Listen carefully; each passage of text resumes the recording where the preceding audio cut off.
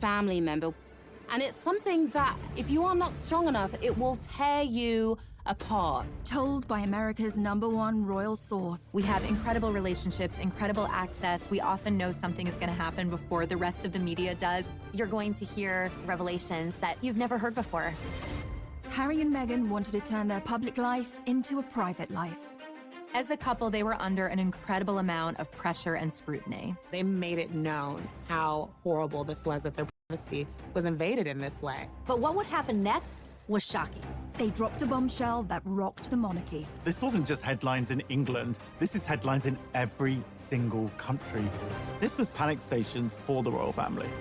And the world is waiting to find out what will happen next. What did it mean for their titles? What did it mean for how they could earn money? Not everybody's on the same page, that much we know. They are totally royal rebels. It's changing everything for the future of the monarchy. What happens now?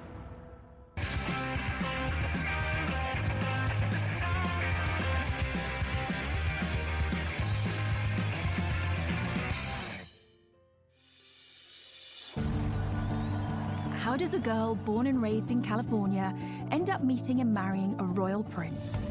It sounds like something out of a straight-to-DVD movie, and at first glance, Meghan and Harry seem like an unlikely match, but they have more in common than you might suppose. We all think we know the Meghan Markle story, but this is who she really is. Meghan Rachel Markle was born 5,000 miles away from Prince Harry in California. People readers are obsessed with Meghan Markle because she was just an ordinary American girl. She grew up in Los Angeles in quite a regular family. She lived an ordinary life in many aspects. She was born to Thomas Markle and Doria Ragland. Meghan's dad actually worked in the entertainment industry. He was the lighting director on shows like Married with Children. And her mom had a bunch of different jobs. She was a yoga instructor and she was a social worker. I think her parents each brought different life experiences to her childhood and to raising her, and Meghan was really adored. When Meghan was born, she stepped into a pre-made family. She had an older stepsister, Samantha, and brother, Thomas Markle Jr., from her father's previous relationship. It was a blended family. And one of the sweet stories from her childhood that she shared is that she had coveted a Barbie doll set that was called a Heart Family. And it came in a white version and a black version. Her dad actually went, unbeknownst to her, bought both sets and then mixed them so that it looked more like her family.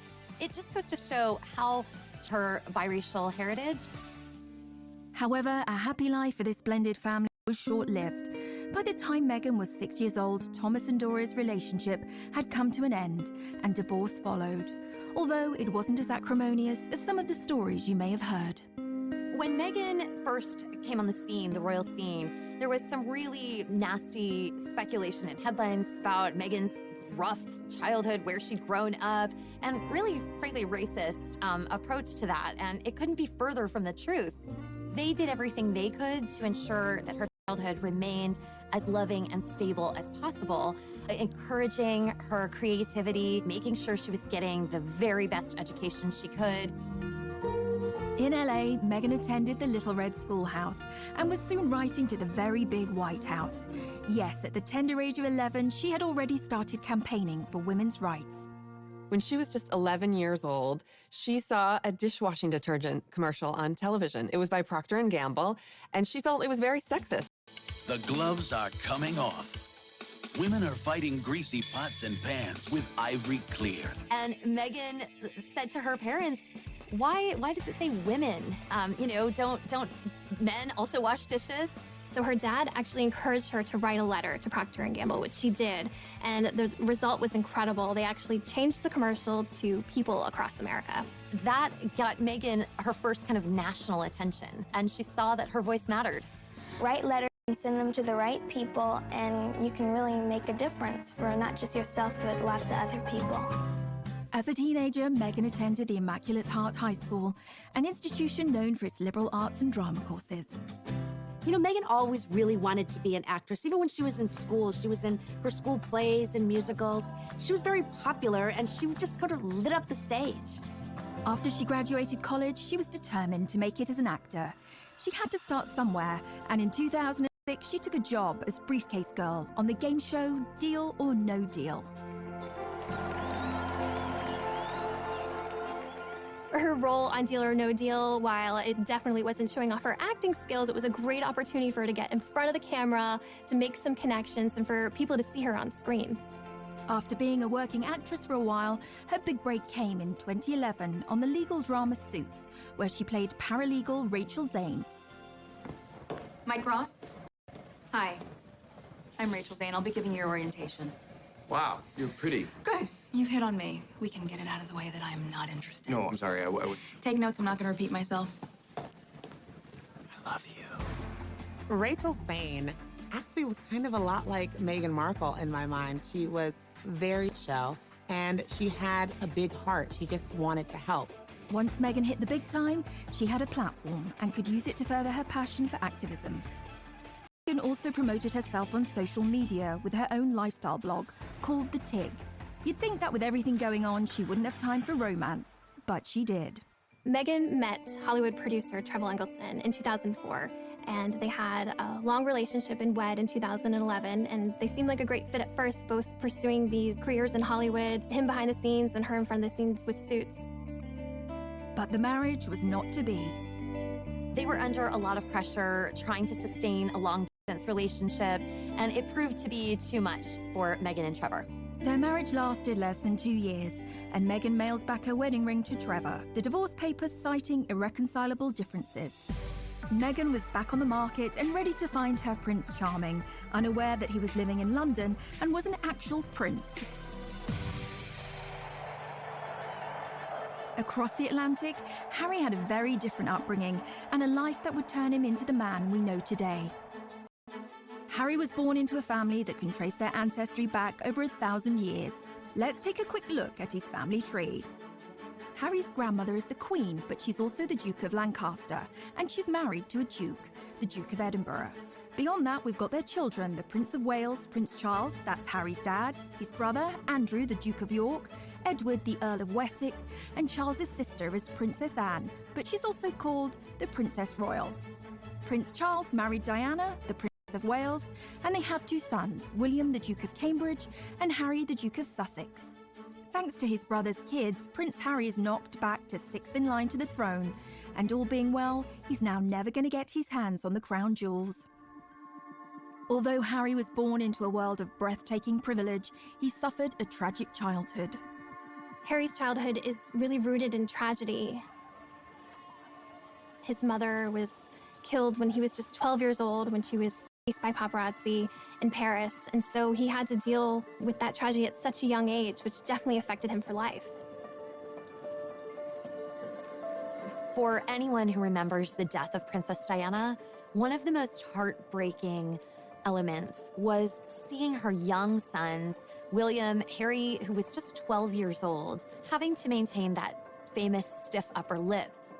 Everyone had to be stoic and be this brave face for the nation, when Harry, a young boy, would have just been absolutely, crushed inside. We all remember the envelope with the word mummy on Diana's coffin. It just contained all of those intense emotions, and not think that later on, those feelings are going to need to be dealt with.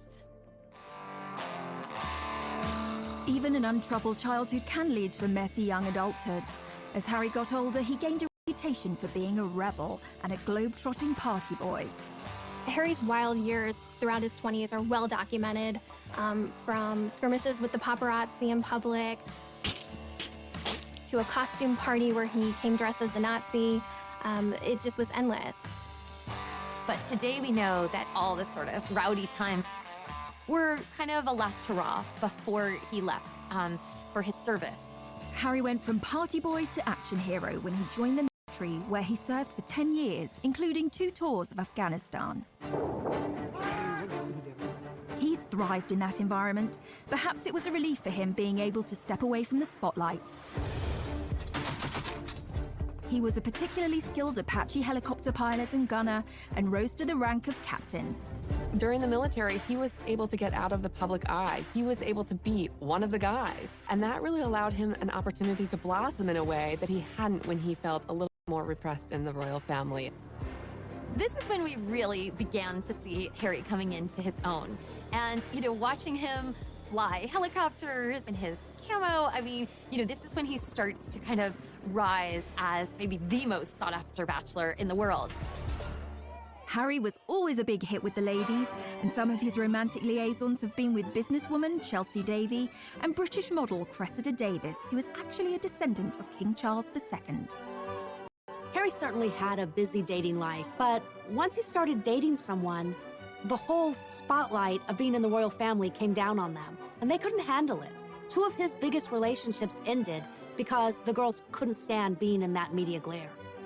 So single again, the most eligible bachelor in the world was looking for love.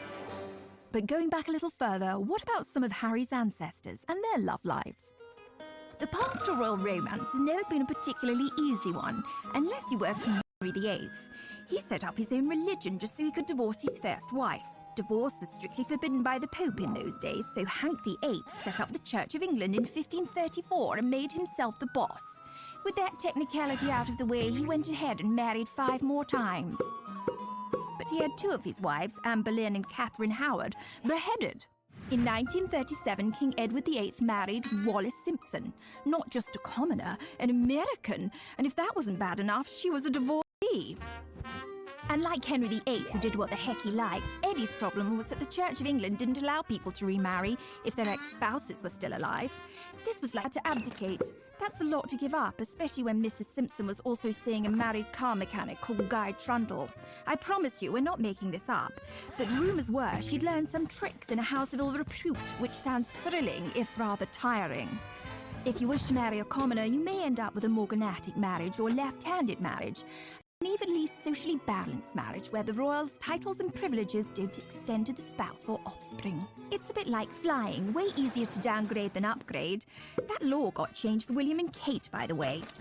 Now, Princess Margaret discovered that when she fell for Peter Townsend, a married man. Her sister, the Queen, told her she could marry him, but she'd lose all her titles and privileges. She decided to hang on to them and dump him, which feels extremely fierce and badass for 1960.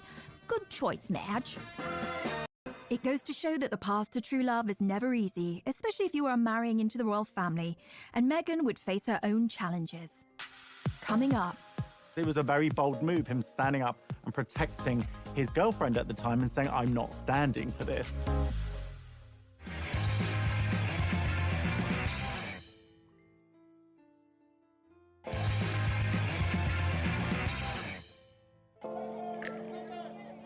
So how did this love story begin between Meghan and Harry? Well, it wasn't through a dating app. Instead, they were set up the old-fashioned way. Harry and Meghan met through a mutual friend in July 2016, and they had a blind date at an exclusive members club in London. I didn't know much about him, and so the only thing that I had asked her when she said she wanted to set us up was, I had one question. I said, well, is he nice? And it seems the stars aligned. Hello, I'm world-famous astrologer Angel Idealism. I have cast what's known as the Davidson chart of Harry Windsor and Meghan Markle. In essence, you take 2 individual astrological charts and you mesh them into one chart and you interpret it as one chart. What's interesting, while I'm looking at Harry's chart, I wouldn't automatically say, oh, here's a royal. Saturn is where we have approach avoidance. I want it, I don't want it. I'm gonna eat that muffin, I'm not gonna eat that muffin. So he has it on his power seat, and Saturn rules authority figures. So he's yes, no, yes, no, yes, no. I want to be an authority figure, I don't want to be an authority figure. Meghan Markle, with loads of sparkle. So she does have Venus in Virgo, which is a difficult Venus position. Venus in Virgo is, I love you, comma, but your feet are stinky. I love you, comma, but I know you're a royal, but could you not be? You know? They're so bloody good together because Harry is a Virgo. And of course, Meghan has Venus in Virgo. So when somebody's Venus is on your sun, it's like you meet and it's love at first sight. So it's all or nothing, do or die. A yes is a yes, a no is a no, generic coupling. After a handful of dates, things moved quickly, and Prince Harry invited Meghan to accompany him on a trip to Botswana in Africa. Classic 4th date move. We camped out with each other under the stars. We spent going jogging for 5 days out there, which was absolutely fantastic. So then we were really by ourselves, which was crucial to me to make sure that we had a chance to get to know each other. Yeah. Harry and Meghan were doing real-life Sleepless in London and Toronto at the time. Meghan's living in Toronto, where she has this busy career on Suits. Harry, of course, based in London. Like anyone knows, long-distance relationships aren't easy, but they found a way to make frequent trips to see each other as much as possible. For the first few months of their dating life, they were able to enjoy their secret love affair away from the glare of the media. But their relationship leaked out on October the 31st, 2016, with news Harry was dating an American actress.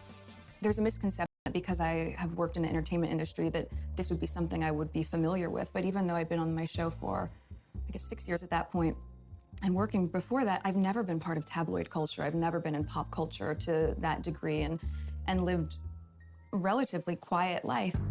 The British tabloids were incredibly harsh to Meghan. They used racially tinged language to describe her.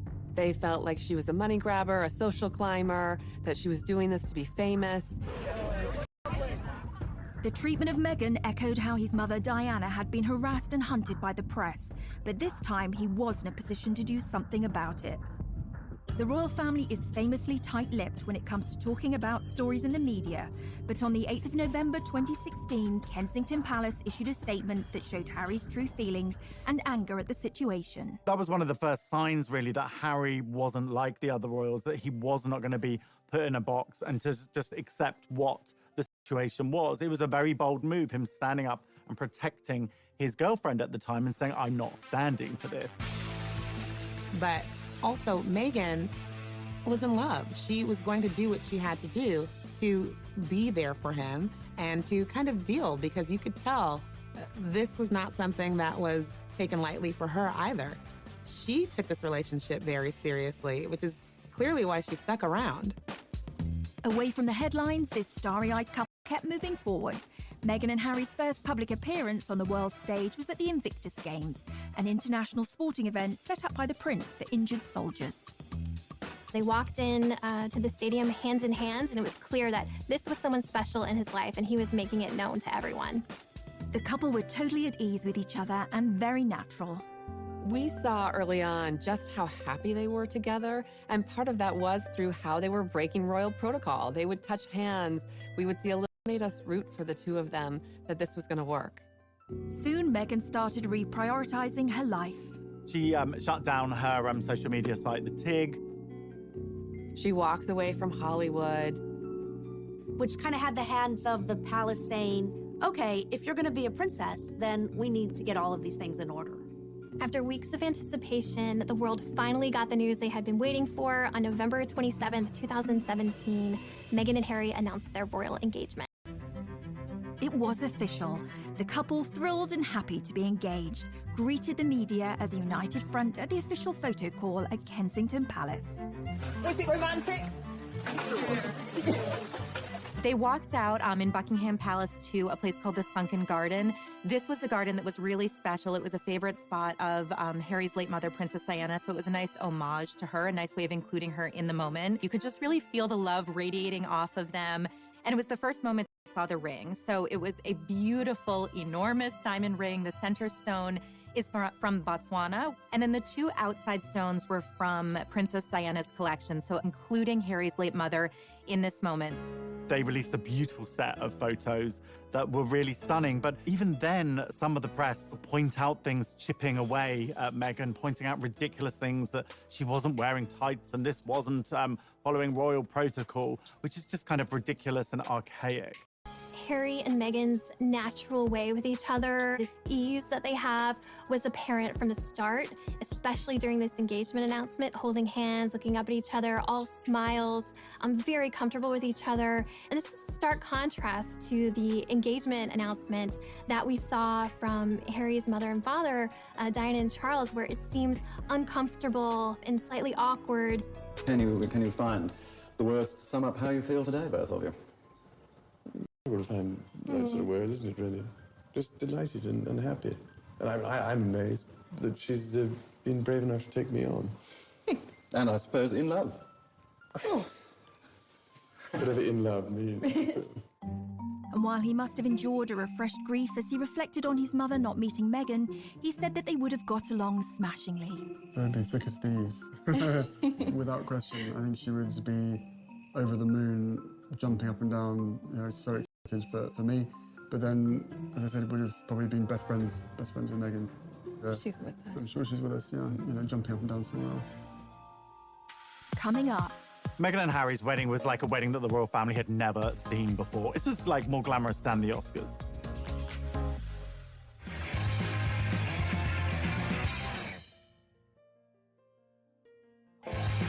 Waiting to find out when Meghan and Harry would be tying the knot. It was finally announced that the couple would get married on May the 19th, 2018. A royal wedding is the ultimate in pomp and pageantry. Royal fans just delight in a royal wedding. I mean, it's the fairy tale. The royal wedding is Cinderella's castle, Prince Charming, all of that rolled up into one. And like so many decisions in this couple's life, they chose a different kind of royal wedding from their predecessors. The average wedding in America these days costs around $35,000, which seems like a lot, and a pretty compelling case for a drive-through off the main drag in Vegas. The most recent royal weddings have become much more fancy schmancy affairs. I mean, maybe not Kim Kardashian fancy, maybe not Elton and David pink champagne and caviar fancy, but in terms of cost, royal weddings win every time. Will and Kate's wedding cost $34 million in 2011. The price went up again for Harry and Meghan's wedding. That cost around $45 million. Sibling rivalry or just a lot of transatlantic flights? One of the most expensive royal weddings ever was in Monaco. Prince Albert II married Charlene Whitstock. That was about $70 million. But have you ever been to Monaco? A cheeseburger is like $40. It's ridiculous. Even that, there was nothing compared to Harry's dad. In 1981, nearly 1 billion people watched as Diana Spencer married Prince Charles. And if you adjust for inflation, it cost somewhere between $70 and $110 million. But for all that, today's royal weddings seem like lavish affairs. Most of the budget goes on security. Right, back to Miss Markle. As Harry's bride, she provoked controversy, not only as the first American to join the royal family, but the first biracial person to marry into it. Meghan had her own ideas of how she wanted her wedding day to be different. Harry and Meghan chose to have theirs at Windsor Castle in St. George's Cathedral, which is almost 700 years old and the final resting place of Henry VIII. Hooray! Hooray! God bless Prince Harry and Meghan! On the day, millions of people from around the world tuned in to watch the ceremony. Because this is history. This is a very important moment. It was a truly glittering and international affair. Meghan and Harry's wedding was like a wedding that the royal family had never seen before. It was Hollywood meets royalty. You'll be watching and like, oh my God, there's Oprah, there's George Clooney, there's Idris Elba, there's the Beckhams. It's just like, there was just so many celebrities because they weren't just coming from Meghan. Harry had grown up with a mother who was very friendly with celebrities. This was like more glamorous than the Oscars. As with all weddings, tensions were running high. The media reported rumors. There was reportedly one dust-up between Meghan and Kate during a fitting for Princess Charlotte's little bridesmaid dress, where they had a disagreement and Kate ended up in tears. And of course, we have to keep in mind, this was very soon after Prince Louis was born. A source explained that Kate was still very emotional. There had been a lot of stress around the wedding and around the planning. On the wedding day, Meghan traveled to Windsor Castle through the procession route with her mother Doria by her side. Everybody was waiting with bated breath to see what Meghan's wedding dress would look like. Would it be some over-the-top, grand, poofy princess dress like Princess Diana? Would it be this sort of elegant, sophisticated lace, long sleeve look like Kate Middleton? It was neither of those things. She had a very simple, tailored, streamlined dress. I mean, this really was understated. She was just impeccable, modern, an entirely new version of a princess. Only a few days before, Meghan had been due to walk down the aisle with her father, Thomas, but he then announced that he would not be at the ceremony due to his recovery from heart surgery. And of course, the media went to town on the divisions within her family. anytime there's a big wedding where families coming together, there's a lot of potential for strife and stress. And then came the question, who would walk Meghan down the aisle and what's going to happen now that her father's not there? She made a real groundbreaking move in deciding to walk the first steps by herself, which really showed that this was a strong, independent woman who was making the decision to step into this life on her own. And then she was greeted by her father-in-law, future King of England. Prince Charles stepped in to walk Meghan partially down the aisle. There's no greater compassion and love for a future daughter-in-law than to take her by the hand to lead her to Harry to get married. I think a lot of people, even for those of us at People Magazine on staff watching, felt like, how is she so calm? You know, she was almost preternaturally serene. Later, when I spoke with her friends, they said, that's who Meg is. When she's in the moment, she's really in it. When she's made choices, she believes them 100%. And so there was nothing for her to be nervous about. And I thought that was really extraordinary. As the star-studded congregation looked on, Meghan's pastor, Michael Curry, delivered an impassioned sermon about love. Imagine this tired old world when love is the way, when love is the way. A far cry from the usual stuffy speeches, the ever-observant media caught Kate Middleton giving Push asunder. All was saved when the newlyweds delivered what we had all been waiting for. Meghan and Harry follow in tradition by having their first kiss in public when they step outside of the church. It was really the sort of like big PDA moment between the couple. The crowd went absolutely wild. It felt like it could just be your friend's wedding and they happened to be really in love, but it happened to be something that millions of people were watching. So it was that authenticity and that genuine love that really came across, just as all of their other public moments had brought.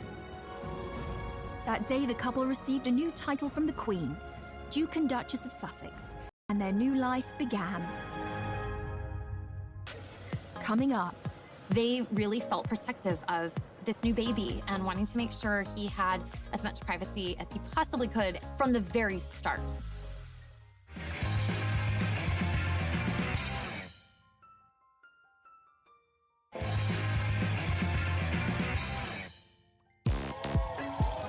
The start of Harry and Meghan's life was exciting, and as newlyweds, they moved into Kensington Palace, right next door to Will and Kate. In the summer of 2018, Meghan and Harry are settling into newlywed life. She's stepped into not only a new family, but a whole new country. So they're just kind of establishing their footing as a married couple. Meghan had done a great job being accepted into the royal family, and even the usually reserved Queen took a shine to her new granddaughter-in-law. The Queen herself wanted to show how much she was eager to welcome Meghan to the royal fold, and she did that by giving Meghan a ticket on board the royal train, which is how the Queen likes to travel. And in fact, you really felt that they had this chemistry between them, and Meghan was bringing new life and new joy to these outings. Meghan and Harry began their royal duties as Duke and Duchess of Sussex. But what exactly is a duchess anyway, and where do they fit into the whole royalty ladder? So, according to tradition, or Henry VIII, you have a god at the top of the heap, well, Natch, then an emperor, then a high king or queen, then a king or queen, then come your archdukes, grand princes and princesses, grand dukes and duchesses, then come your crown prince, and I mean, we're really climbing a long way down the ladder here, aren't we? After all them come duke and duchess. Fun fact, Meghan could actually be a duke. This isn't anything to do with which bathroom she uses. A woman can be called Duke's too. What about Harry, though? Well, he's a Duke of Sussex and also Earl of Dumbarton and Baron Kilkeel. The Duke and Duchess titles are kind of like a wedding present from the Queen. Here you go. I wasn't sure which toast you wanted, so I got you Hampshire instead. The annoying thing about being Duke or Duchess, Cornwall and also gets the Duchy of Cornwall, which literally means if you live in Cornwall, he could well be your landlord. Although it won't be him coming and fixing your broken toilet, but he does get the cash from owning it. Unlike Cornwall, there's no Duchy of Sussex and therefore no cash. So, they don't get the cash, and guess what else Meghan doesn't have? Legal custody of her son Archie. According to a law from 1717, the Queen actually has governance over all the royal sprogs, including Will and Kate.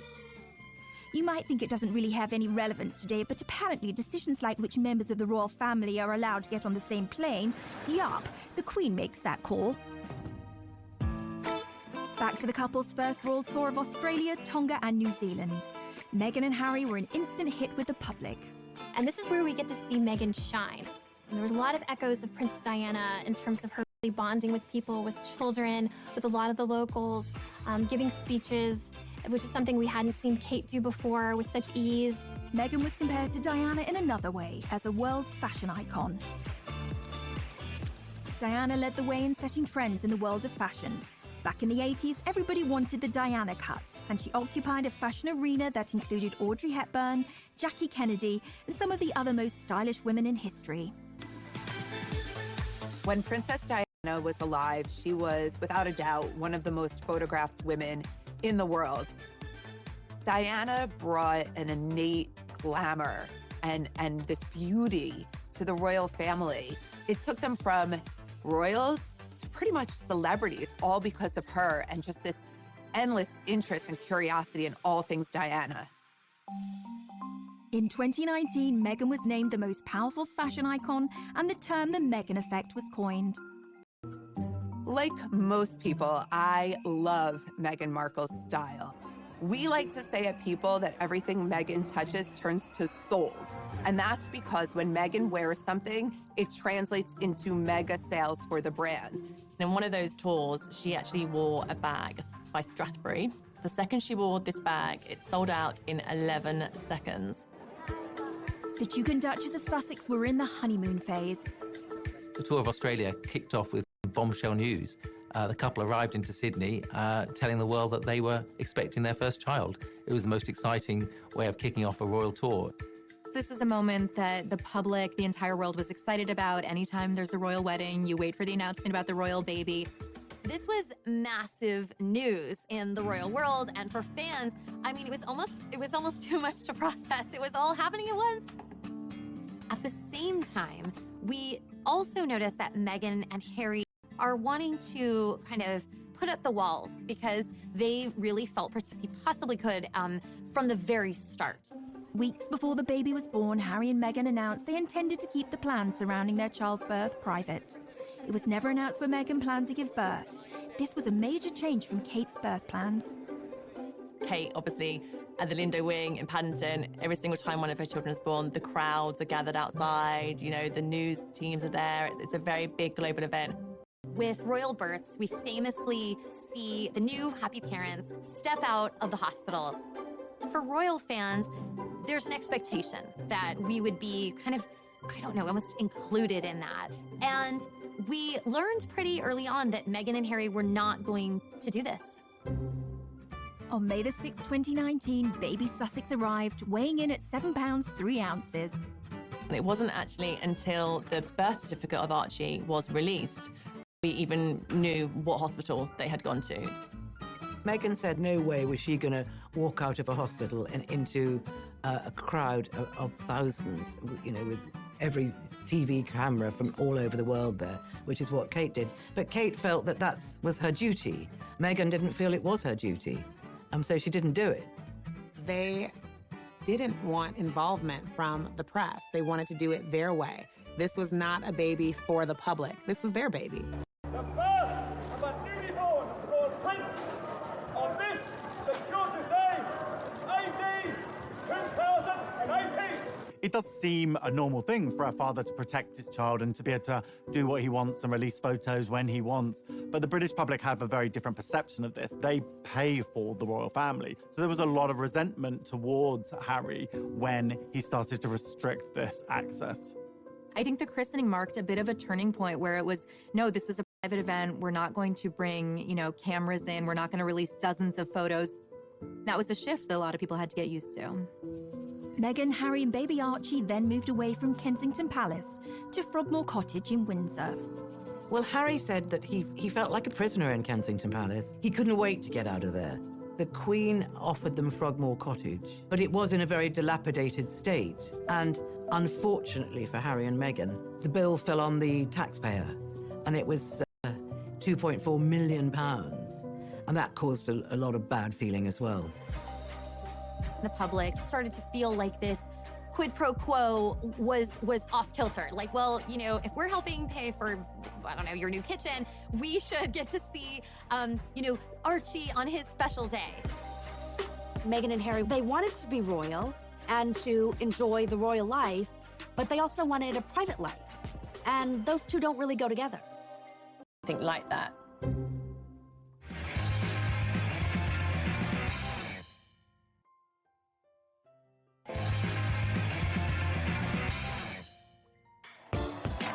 There's more to being royal than cutting ribbons and waving. There are very strict rules and protocols that must be followed. My name is Micah Meyer, and I'm the founder of Beaumont Etiquette. My training is very formal. It was done in London under a former member of the Queen of England's household staff. I think there's this heightened level of fascination when we all saw Meghan Markle marry into the royal family. We were like, wait, a real average person can become a real royal? In our minds, we just saw her go from A to B, but that definitely wouldn't have been the case. She would have been, you know, practicing in royal aids, would have literally guided her throughout the entire process. Behind the scenes, she had to basically, in essence, join a royal training camp of how to become a royal. For instance, when you're addressing the Queen, she is Her Majesty, and after that, it's just ma'am, rhymes with jam, and it's always a curtsy, especially in public. Meghan, we saw it for the first time on TV, we were cheering her on, and the lower and the deeper her curtsy went, the more confident she became. And so we can see her confidence in her training kind of evolve. A lot of etiquette around the royal wife, and we actually see how she starts on that day that she was first engaged, and, you know, she's waving and very excited. And then we see her at the next event, and suddenly we see her fingers are together. And then we see that elbow come in even further, and then we see the polished wave in the end. Even the sitting position, that's one huge part of Meghan's training, we literally saw happen before our eyes. We see the old Meghan, and she would have one leg crossed over the other and her ankle kind of out and you know, flapping about in a very casual way, which is very comfortable. As she becomes a royal, we see her training go into effect. That first big event where she's sitting next to the Queen, she's using this new technique. She has one over the other, pointing forward, and it's so tight. It's almost like there's a rubber band from her knees to her ankles. And if you tried to slip a little credit card in between her legs, good luck. You wouldn't have gotten it through. You can imagine how intimidating that first session of afternoon tea with the Queen must have been. Holding a teacup is actually even harder than it looks. You actually pinch your fingers together through the teacup, and then you use your middle finger underneath it. And if you want to support the teacup, you can use two fingers like the Duchess of Cambridge does at the very bottom. Knowing what she went through, how fast she went through that training, that's not typical for a royal. And she really did a good job. But Meghan hasn't always been so obedient, and when she started tearing up the royal rulebook, her newly universal adoration and shine began to fade. One of the ways that we see Meghan and Harry start to bend some rules. Unlike previous royal princesses' involvement with Vogue, Meghan didn't just pose for the magazine. In fact, she didn't put herself on the cover. She celebrated women around the world who are doing extraordinary things. It was called Forces for Change, and it included interviews with everyone from Jane Fonda to Greta Thunberg. It was the first time that a member of the British royal family has done anything like that. This move was seen as too political by some critics, who saw this as kind of an inappropriate royal role for her and not what we had been used to seeing. There's an interview between Meghan and Michelle Obama, and Michelle Obama gives her some advice about how to handle fame and the royal family. Usually, you don't get outside advice. The palace is what gives you the guidance that you need to go forward. That didn't really go over well with some people. Yet again, Meghan was feeling the backlash from the world around her. Humans fear change, and in this situation, there was a lot of change going on. The aristocracy and the monarchy is a stuffy institution. Meghan came in and she was completely different. She was an American, she was biracial, she was a divorcee. I think there could have been some fear that she is something other and that she could affect the monarchy and chip away at the monarchy. You know, I think in some ways, what Meghan and Harry have done is just shown, listen, we're going to do what's right for us. We are going to do what we are comfortable with. Meghan and Harry are not the only royals to have a rebellious streak. There's a long line of royal rebels, but there are those who know how to make it work for them. What about Princess Margaret, the Queen's sister? She liked to party. She partied hard with her daughter's godfather, Anthony Barton. with a former Prime Minister's nephew, Alex Douglas Horne, and it's thought she even partied with Mick Jagger and Warren Beatty. She partied hard in her party house on the party island of Mustique. But then she calmed down and got herself a toy boy, marrying a guy 17 years younger than her. Then she got the first royal divorce since 1901. She rocks. But if you ask us, the royal rebel closest to Meghan's heart would probably be Princess Louise, Queen Victoria's fourth daughter. She questioned everything, earning her the nickname Little Miss Y. She was very cool. She refused to marry someone she didn't love, was an ardent feminist, and visited imprisoned suffragettes, the protesters for equal rights for women. And, stop me if this sounds familiar, she got married and moved to Canada. Her full name? Louisa Caroline Alberta, and yeah, Alberta, Canada is named after her. The province was originally going to be called Louise. If you can find a more Meghan-friendly royal rebel than that, then you can send us to the Tower for treason. Coming up. It was a huge betrayal for Prince Harry and Meghan, and they let it be known. They filed suit.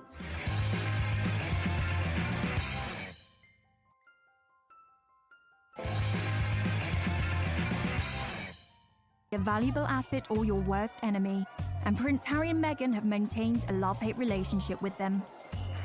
There have been times when the royals have welcomed the press in terms of trying to get their messages out. And this can be anything from, obviously, the Royal Rota, which is the established UK press corps, attending their engagements, which are to benefit charity, to shine a light on good causes. And that's the time when they really embrace the press. Even Harry's mother, Diana, used the media to her advantage.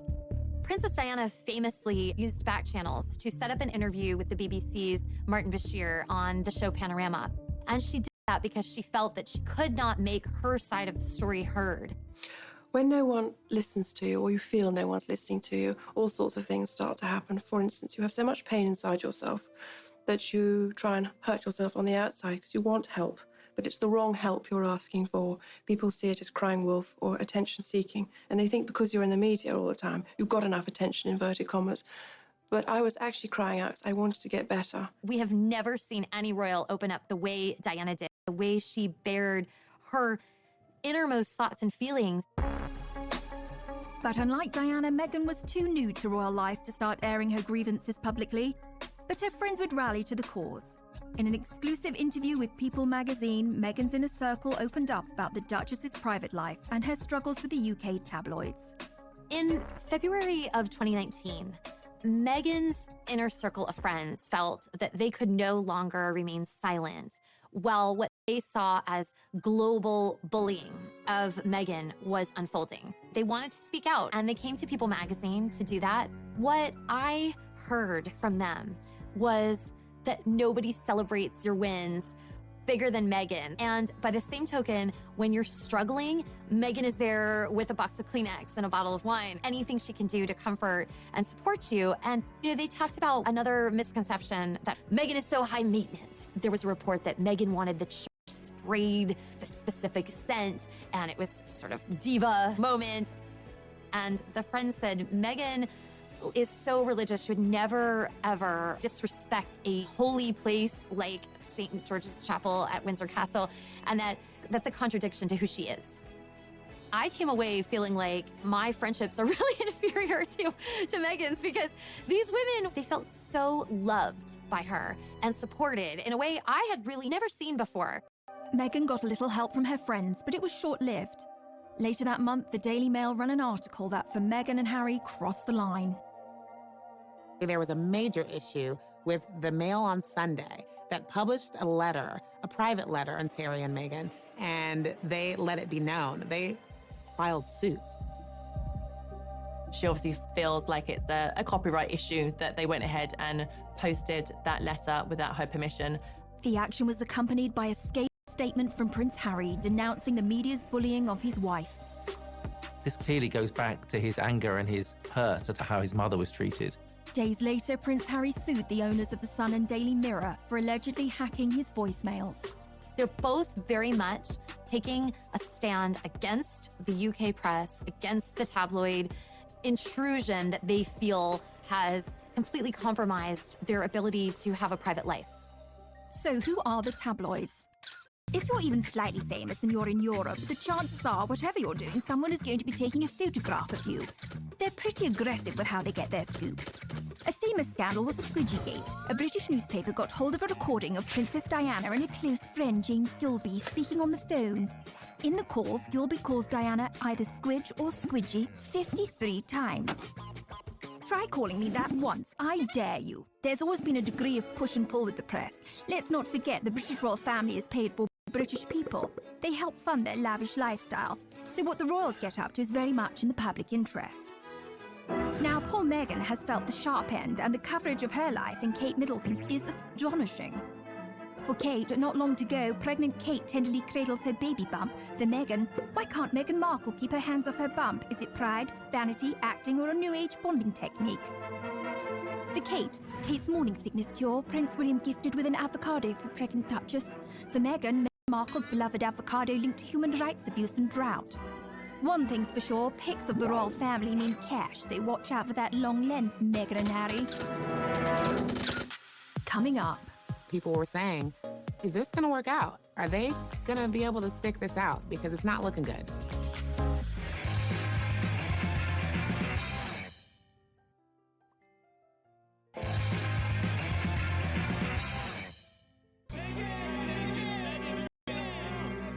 As media scrutiny intensified, so did tensions inside the royal family. This was a turning point for Prince Harry and Meghan when it came to them just not putting up with the British press anymore. You would think that, the royal family would step out and make some sort of decree or something in their support, and it didn't happen. And you start to see not only the shift between Prince Harry and Meghan and the press, but a little bit of a shift between them and their family. There were some tensions going on behind the scenes. I think what happens with any family is that an outsider, someone else, as copacetic as they seemed, things were sort of strained. People obviously looked into a lot of this, and what appears to be at the root of it is a division between the brothers, William and Harry. Tensions between Harry and William had apparently been growing for some time.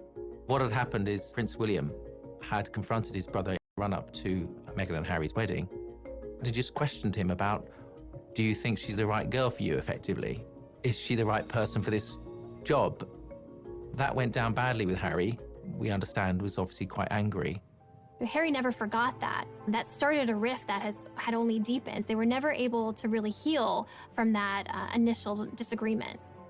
Harry and William have always had a particularly unique bond as siblings. Let's explore the brothers' relationship a little bit deeper. William and Harry were born just over 2 years apart. They were close as children, and as they grew up in a family where roles and status mean everything, it was inevitably going to put a strain on even the tightest brotherly relationship. In royal circles, children are often referred to as the heir and the spare. The eldest is destined to be king, while the younger one can end up feeling a little redundant. For William to take a leap like Harry's would be almost unthinkable. He has a lot of skin in the game. He's going to be the freaking king after all. But the pressure on him to stay would be impossible to resist. Harry, by contrast, as the spare, has a little more wiggle room. One thing's for sure, they're both dealing with massive adjustments to their lives, so it's anyone's guess what the brothers' relationship will look like moving forward. Meanwhile, Kate and Meghan were dealing with their own issues. I think we all wanted Meghan and Kate to be best friends because we love Kate and we love Meghan, and it was, okay, now we have two of them. But they're so different. They grew up completely different, and they have different roles now. So when they didn't really seem to become best friends, people started thinking that they were frenemies. And the tabloids went crazy, setting them up against each other. Any new mom can understand the value of calling a girlfriend and having someone over to help you out and figure out this new role as a mother. And Meghan was very isolated. She was starting anew without the support system that most of us have when we enter this new chapter of our lives. So you had Meghan having trouble settling into royal life. Kate is not able to necessarily be that support. And Harry and William not talking very much anymore. So the two couples became estranged. It was on a tour to South Africa that Harry and Meghan seemed to finally reach a breaking point. When they were in South Africa, they recorded a documentary with ITV, and it was really the most personal we've ever seen Harry and Meghan be. They had a film crew following them, and this really was the first time that there honest about how they felt.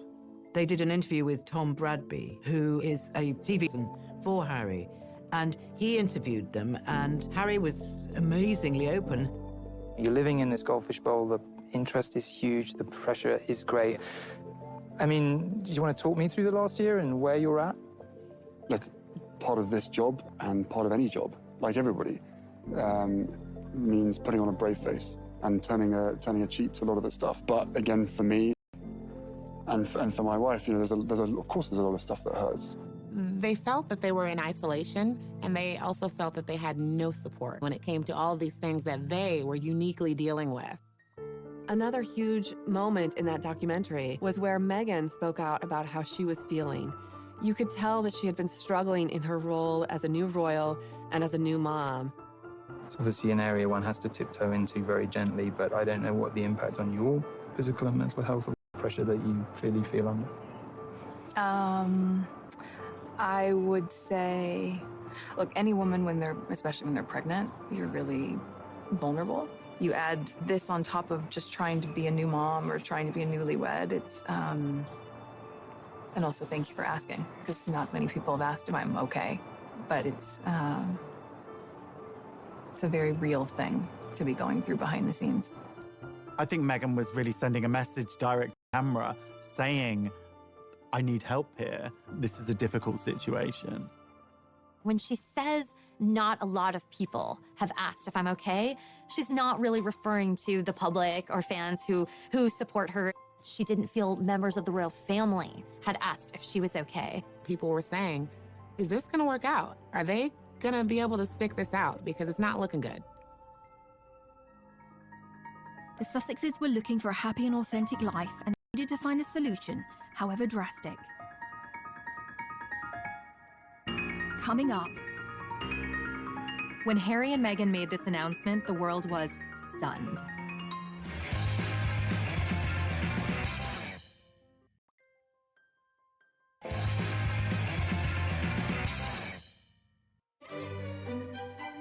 We all remember those moments in history that changed the world. The first moon landing. Assassination of John F. Kennedy. The first time we saw Kermit the Frog's legs. So weird. And when Harry and Meghan decided to leave the royal family. A royal announcement that is sure to rock the United Kingdom. Royal split. Harry and Meghan quit. Going it alone, the Duke and Duchess of Sussex. The royal family reeling this morning. A rift in the royal family not seen for a generation.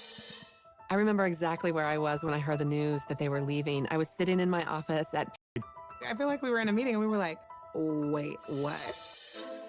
The rest of the royals didn't even know it until 10 minutes before they put this statement out. On the 8th of January 2020, a statement was released from the Duke and Duchess that they were stepping down from royal life. They did it on social media, of all places. So right away, we were kind of all scrambling to keep up. It's on Sussex Royal, and is there going to be more coming? And who's going to answer the questions? I can't even imagine the chaos in the palace on that day. The poor queen, she's 93 years old, and now this. One of her favorite grandsons now stepping back from royal life, and what does that even mean? News like this usually goes through the royal communications team, goes through the queen. There is a long list of steps you take before this goes out to the public. So why did Meghan and Harry hastily make this announcement? I think part of this rush decision on their part was because the story had actually already been leaked to the Sun newspaper. They were running it the following day, and from what sources tell me, they were forced into releasing their own statement. Harry and Meghan felt that when the news leaked to the Sun newspaper, they had no choice but to try and get out ahead of it. So suddenly this train had completely left the station and everyone was kind of struggling to keep up. I think it was a bad decision on Harry and Meghan's behalf to rush out this document without checking with the royal family. You don't change your decision-making and go against the Queen just because some scrappy journalist in London is saying that they've got a story. There had been rumours that Harry and Meghan had been in discussions with members of the royal family about leaving the monarchy, but this surprise announcement was a stunning reveal for all parties involved. It is a bit of a soap opera, but I mean, quite frankly, the things that have happened recently, you couldn't write it. You can hardly imagine how difficult that talk must have been between Harry and Meghan about what they were going to do. They've put Archie down to sleep, and they are trying to figure out how to walk away from one of the most important families in the world. Meghan and Harry have not been the only royals to drop a bombshell. Being royal is a high-stakes game, and if we look to the past, Meghan and Harry are not alone in causing a few royal eyebrows to be raised. Good old Chuck and Kemi, Charles and Camilla, first met in 1971, but waited 34 years to get married. In that intervening time, Charles married and divorced Princess Diana. There was an infamous moment when they were asked, "And are you in love?" Diana replied, "Of course," and Charles drawled, "Would really had married and divorced Andrew Parker Bowles." But they didn't exactly wait until their wedding night to hook up. They were still married, but it was to the reported approval of Camilla's first husband, who knew all about it. In fact, a recording of a phone call between Charles and Camilla got leaked, which is far, far beyond what you might call a bit saucy. We'll let you look that one up for yourselves. This is a family show, people. So in the grand scheme of things, Harry and Meghan's bombshell seems pretty tame by comparison. The media, having felt kept at arm's length, went into a frenzy. The press and social media very quickly coined the phrase Megxit, which is really quite misogynistic. It's blaming the fact that Meghan and Harry are leaving the royal family on the woman. The British press is always blaming Meghan. They've done that from the beginning. Whatever Meghan and Harry do that they don't like, it's Meghan's fault. From a tabloid media standpoint, Meghan became the focus of she's the one driving this decision. But anyone who really knows Harry knows that he has expressed a desire to step away from royal life from the beginning. There were times in his 20s where he kind of lamented at this role that he's in and hinted at that he would love to have a life outside of the royal family. So if anything, he's the one propelling this decision, and Meghan's supporting him.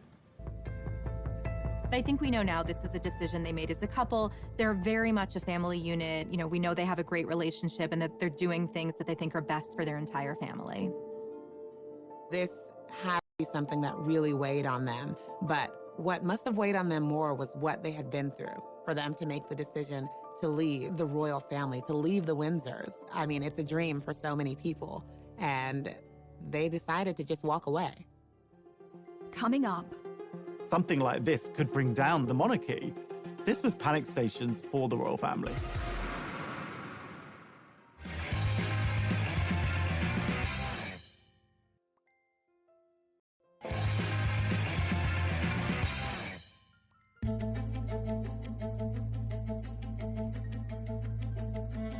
After the bombshell was dropped, all royal parties had to scramble to determine what would happen next. Something like this could bring down the monarchy. This was panic stations for the royal family. Buckingham Palace did release a statement, and I think this was a big shock to the world. It was obvious from that statement that they weren't on the same page. Discussions are still ongoing. We know they are expressing an interest to do this, but all the details haven't been worked out yet. The thing is, you don't announce the plan until you know what the plan is, right? They did things back to front. By now, Meghan had already gone to Canada. A 93-year-old Queen Elizabeth had to spring into action and implement damage control. He said that they were going to have a summit at Sandringham. She had Charles and William and Harry all meet her there, and then they sat down to talk it out. The pressure on the Queen here is immense. The Queen was on her back foot. She is under pressure to be the leader and to have an answer and to have a path forward, and the clock is ticking. Within days, on January the 13th, 2020, the Queen publicly announced a declaration of her blessing for the couple. 5 days later, the Queen released a statement that was really in support of Harry and Meghan's decision, and this was one of the most emotional statements we had ever seen from the Queen. Since the death of Princess Diana, she used terms like my grandson, my family. We're not used to seeing those sort of terms of endearment coming from the Queen. She loves Harry. She wanted to make sure that Meghan and Harry felt that they had her backing. But that also helped kind of put a lid on any other gossip and drama that would immediately come out in those first few days. This is unprecedented. There were so many details to work out, so many questions. Where are they going to live? What will their titles be? Everyone wants to know how they will actually go about charting out this new life and where the money's going to come from. What are they going to do? But how do the royals make their money? Yes, let's talk about money. I'm Haley Sachs, and I'm a financial pop star. The royals make their money 3 different ways: through inheritances, sovereign grants, and also through duchies. The sovereign grant is taxpayer money. So if you're watching this and you live in Britain, I'm sorry, because you paid Meghan and Harry $130K last year just to leave your country. So yeah, you can cry about that. Basically what the duchies are is like Prince Charles is a landlord. He's inherited these properties. They're all our properties, and he's making money on them because people live there, they visit, and he's pocketing the cash. Prince Charles, he gives some of that money to his sons. The Sussexes can credit 95% of their income just to Prince Harry having a rich dad. So yes, Harry has a rich dad, but he also had a rich mom. Diana didn't come from nothing. Like, she walked into the royal family with her own fat wallet. When she died, she left Prince Harry $10 million. Even though the couple quit being royals, these two are media starlets. They're not looking just for money. Really, what they're searching for with this exit is impact. Show for the British public that all is fine here, everything is good, the show will go on, the monarchy is solid.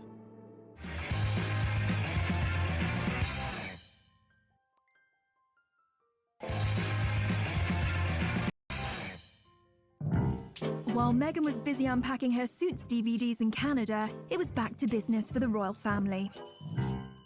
It was initially a bit of chaos as everyone tried to kind of find their footing in this new, unprecedented order of things. At the end of the day, the monarchy has to come first and the crown has to come first.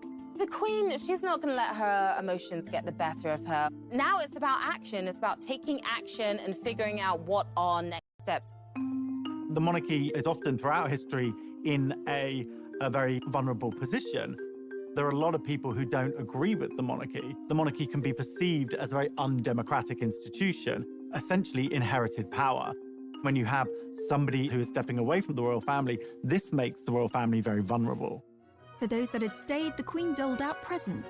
Prince William was bestowed with an additional royal post, Lord High Commissioner to the Church of Scotland. The royal PR team wanted the rest of the family to show a united front, and William, Kate, Charles and Camilla embarked on a rare joint charity engagement, and the British press dubbed them the new Fab Four. All this sort of family discord and fighting amongst themselves didn't look good, so the Queen wanted to fix this up. She has Charles and Camilla and Kate and William all at her beck and call to come out and present a united front as this is the royal family, we're still here for you. The Duchess of Cambridge was also being kept busy on a tour of the UK to promote her work with childhood development. Kate has really stepped forward. She just gave her most illuminating interview that we've ever heard from her. You know, it was a podcast, a very modern format, where she talked about the challenges of motherhood, the challenges of being pregnant. So she's willing to take up this mantle and help support the monarchy any way she can. They're doing the most positive things. They're putting on a great show for the British public, that all is fine here, everything is good, the show will go on, the monarchy is solid.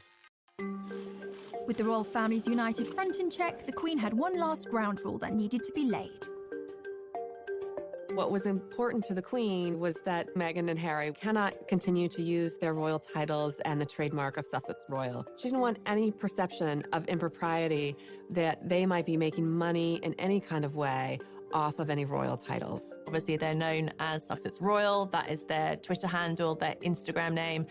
The whole brand is based around that. The Queen and other members of the royal family had said, actually, no, that word royal cannot be used. No one can say royal unless they really are royal.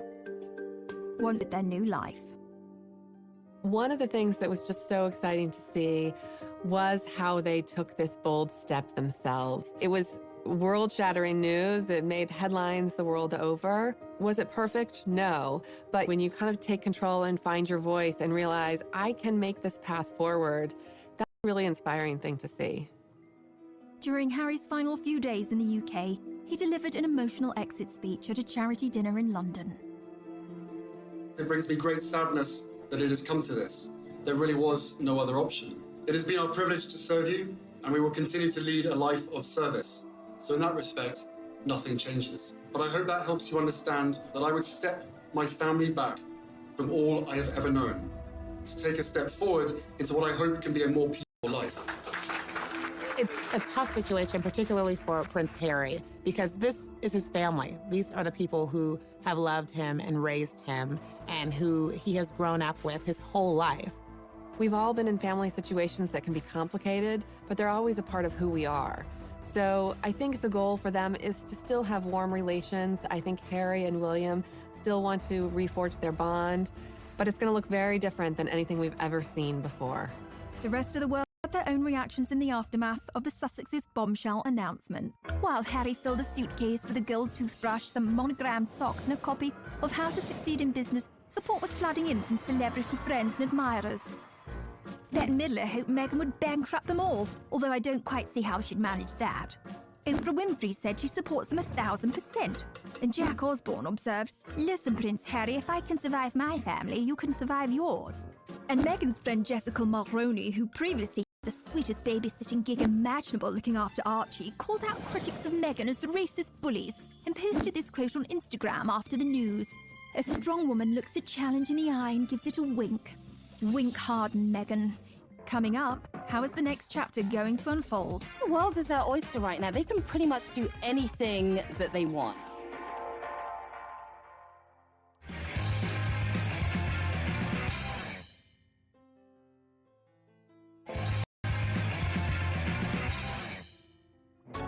Prince Harry joined his wife Meghan in Canada to start their new unprecedented post-royal life. It was revealed that Meghan and Harry are going to be splitting their time between the UK and Canada during this period of transition. So they set their sights on Vancouver Island, where they spent a lot of the time over the holidays. Life in Canada was pretty peaceful for the most part compared to living in London. They were in a friend's $14 million mansion in Vancouver Island, taking a lot of walks with Archie, spending a lot of family time together. Meghan's very familiar with. She used to film in Toronto. But I think it's a place that she felt safe. This wasn't the spotlight of London, and they just needed somewhere calming, somewhere that they could get their thoughts together and really also heal their mental health, I think. So what are the predictions for the couple's next steps? It's brand new territory for them to be trying to find a way to basically earn money. And, you know, when you are the Prince of England and the Duchess of Sussex, it's like you have to earn a lot of money in order to keep up that lifestyle and to live independently. It's gonna be a really interesting road ahead.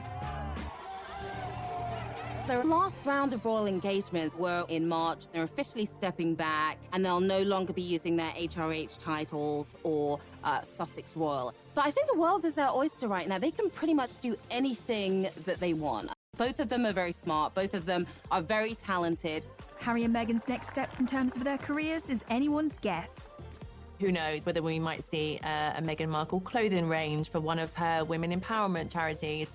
We might see a book deal maybe, although various ones of those have been denied so far. We also know that Harry is involved in a TV project with Oprah for Apple TV. So that will be announced at some point this year, I'm told. We've already seen that Meghan did her first voiceover role for Disney, and the check was donated to a charity for elephants. They're definitely going to be cashing in on their celebrity status.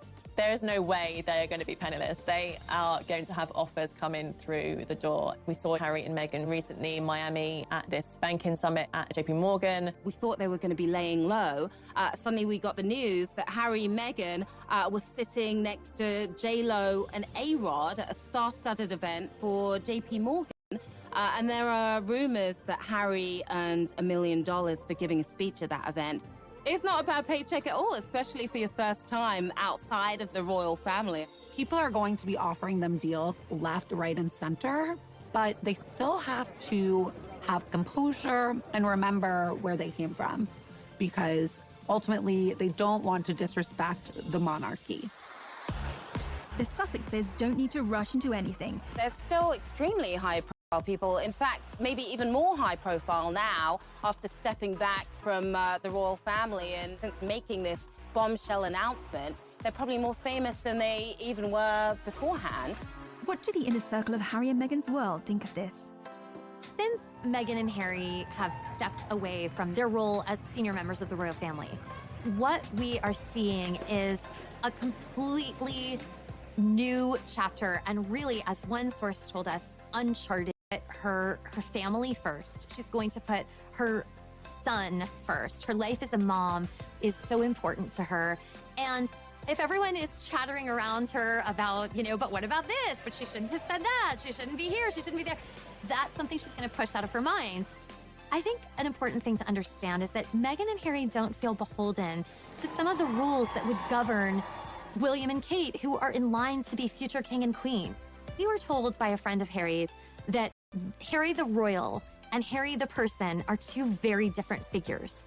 And Harry the person wants to thrive. And I think that Meghan's friends and Harry's are completely supportive and thrilled for them, because it was hard to watch them feel so suppressed. Meghan Markle and Prince Harry have left Canada, reports People magazine. So People magazine has been covering the royals really since the inception of the magazine for decades and decades. We have incredible relationships.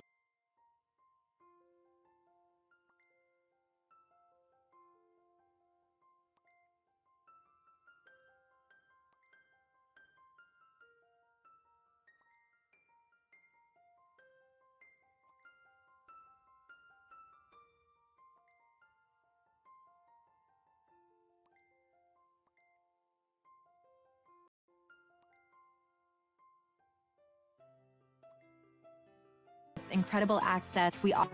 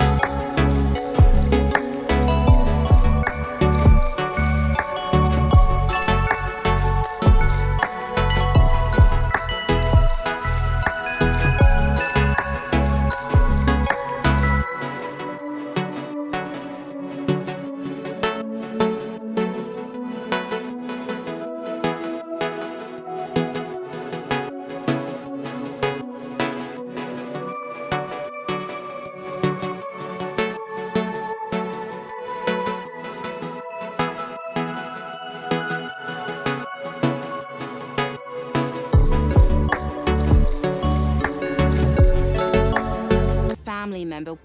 And it's something that, if you are not strong enough, it will tear you apart. Told by America's #1 royal source. We have incredible relationships, incredible access. We often know something is going to happen before the rest of the media does. You're going to hear revelations that you've never heard before. Harry and Meghan wanted to turn their public life into a private life. As a couple, they were under an incredible amount of pressure and scrutiny. They made it known how horrible this was, that their privacy was invaded in this way. But what would happen next was shocking.